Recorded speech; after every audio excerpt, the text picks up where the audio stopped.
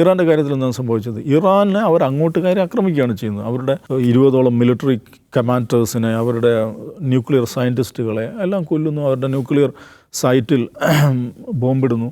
അവരെന്താ ന്യായം പറയുന്നത്? ഇറാൻ ന്യൂക്ലിയർ ബോംബ് ഉണ്ടാക്കിയേക്കും എന്നുള്ളതാണ്. ഉണ്ടാക്കുമോ ഇല്ലേ എന്നുള്ള ക്വസ്റ്റ്യൻ അവിടെ ഉണ്ട്. ന്യൂക്ലിയർ ബോംബ് ഉണ്ടാക്കൂല എന്ന് പറയുന്ന NPTയിൽ ഒപ്പുവെച്ച രാജ്യമാണ് ഇറാൻ.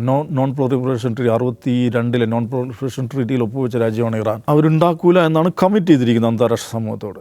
പക്ഷേ എന്നാൽ അവരുണ്ടാക്കുമോ എന്ന ഭീതിയിലാണ് ബോംബിടുന്നത്. ഒന്ന് ആലോചിച്ച് നോക്കൂ, അവരുണ്ടാക്കുമോ ഇല്ലയോ എന്ന് തീരുമാനിക്കേണ്ടത് ഇസ്രായേലാണ്. ഇറാൻ ഒരു സ്വതന്ത്ര പരമാധികാര രാജ്യമാണ്.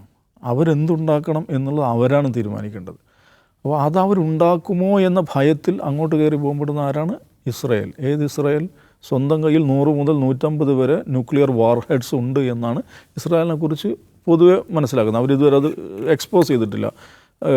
അവരുടെ ന്യൂക്ലിയർ വാർ ഹെഡ്സ് വെപ്പൺട്രിയുടെ അവസ്ഥ എന്താണെന്നുള്ളത്. ആണവായുധ രാജ്യമാണെന്നത് പരക്കെ അംഗീകരിക്കപ്പെട്ട കാര്യമാണ്.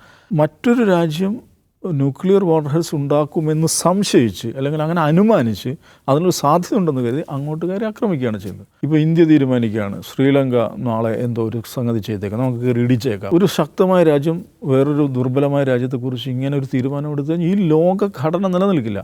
അപ്പോൾ ഇസ്രായേൽ എന്ന് പറയുന്നത് അടിസ്ഥാനപരമായി അത് ഫലസ്തീനികളുടെ ശത്രുവോ അറബ് ലോകത്തിൻ്റെ ശത്രുവോ അല്ല, ലോകഘടനയുടെ ഇന്ന് ലോകം നിലനിൽക്കുന്ന സംവിധാനങ്ങളുടെ ശത്രുവാണ്. തെമ്മാടി രാഷ്ട്രം, റഫ് സ്റ്റേറ്റ് എന്ന് എല്ലാ നിലക്കും ഉറപ്പിക്കാവുന്ന ഒരു എൻറ്റിറ്റിയാണ് ഇസ്രായേൽ എന്ന് പറയുന്നത്.